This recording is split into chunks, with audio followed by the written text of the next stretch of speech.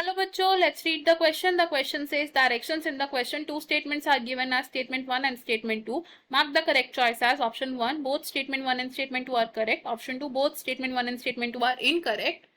Option 3. Statement 1 is correct and statement 2 is incorrect. Option 4. Statement 1 is incorrect and statement 2 is correct. Statement 1. When a shoot tip transforms into a flower, it is seldom solitary.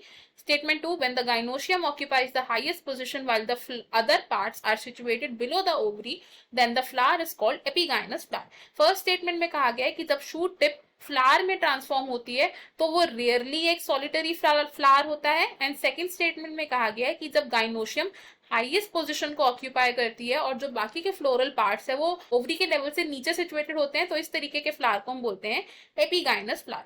हमारे पास 4 option है, हम इनमें से correct option को choose करना है. की concept की बात करें तो इन दिस क्वेश्चन हमारा जो की कॉन्सेप्ट है दैट इज फ्लावर. फ्लावर क्या होता है? फ्लावर है एंजियोस्पर्म प्लांट्स का एक रिप्रोडक्टिव पार्ट और इस फ्लावर के प्रेजेंट होते हैं 4 वर्ल्स. और ये 4 वर्ल्स कौन से हैं? दीज आर calyx, corolla,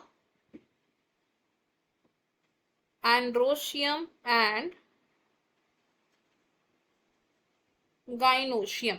अब जो फ्लावर है उसे हम मॉडिफाइड शूट के नाम से भी जानते हैं. It is a modified shoot.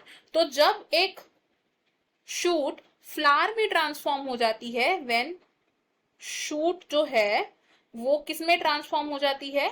Into a flower. तो ये जो फ्लावर होता है it is always a solitary flower, यानी कि वो हमेशा एक ही फ्लावर में टर्मिनेट होती है एट द टॉप. फ्लावर में position of whorls with respect to gynoecium के बेसिस पर position of other whorls with respect to gynoecium के बेसिस पर हमने फ्लावर्स को डिवाइड किया 3 कैटेगरीज में. और वो 3 कैटेगरीज कौन सी हैं? These are hypogynous flowers, perigynous flowers and epigynous flowers. जो हाइपोगाइनस फ्लावर्स होते हैं इसमें हमारी जो गाइनोशियम है it is at the highest position. तो गाइनोशियम कहां पर है? It is at highest position. And इस तरीके के फ्लावर्स में ओवरी कैसी होती है? It is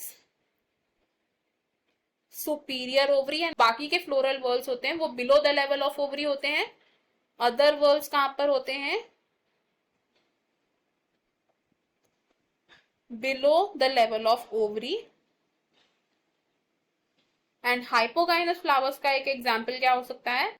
example can be China rose. Second अगर बात करें पेरीगाइनस फ्लावर्स की, तो जो पेरीगाइनस फ्लावर्स होते हैं इसमें गाइनोशियम ऑक्यूपाई करता है द सेंटर पोजीशन. एंड इस तरीके के फ्लावर्स में जो ओवरी है, ओवरी कैसी होती है? It is half inferior. और जो बाकी के फ्लोरल वर्ल्स हैं वो कहां पर प्रेजेंट होते हैं? अदर फ्लोरल वर्ल्स प्रेजेंट होते हैं at the rim of thalamus, यानी कि at the same level with the ovary. And इस तरीके के फ्लावर्स का एग्जाम्पल हो सकता है प्लम. नेक्स्ट बात करते हैं एपिगाइनस फ्लावर्स की. तो एपिगाइनस फ्लावर में जो गाइनोशियम है वो लोएस्ट पोजीशन को ऑक्यूपाई करता है. एंड इस तरीके के फ्लावर्स में ओवरी इज इंफीरियर. एंड जो बाकी के फ्लोरल वर्ल्स हैं they are above the level of ovary. और इस तरीके के फ्लावर्स का एग्जाम्पल है हमारे पास गुआवा. अब अगर हम अपने स्टेटमेंट्स देखें तो हम क्या बोल सकते हैं कि जो फर्स्ट स्टेटमेंट है वो रॉन्ग है, बिकॉज जब एक शूट टिप फ्लावर में ट्रांसफॉर्म होती है तो it is always a solitary flower, not rarely a solitary flower. And जो स्टेटमेंट 2 है हमारी वो भी रॉन्ग है, बिकॉज जब गाइनोशियम हाईएस्ट पोजीशन ऑक्यूपाई करती है एंड बाकी के floral parts below the level of ovary होते हैं, तो इस तरीके के फ्लावर्स को हम एपिगाइनस फ्लावर नहीं कहते, इसे हम बोलते हैं hypogynous flower. According to this हमारा जो करेक्ट आंसर है वो हो जाएगा option 2 which says both statement 1 and statement 2 are incorrect. Option 1, option 3 and option 4 हो जाएंगे हमारे रॉन्ग। हमारा फाइनल आंसर है यहाँ पर option 2। I hope you have understood it. Best of luck. Thank you.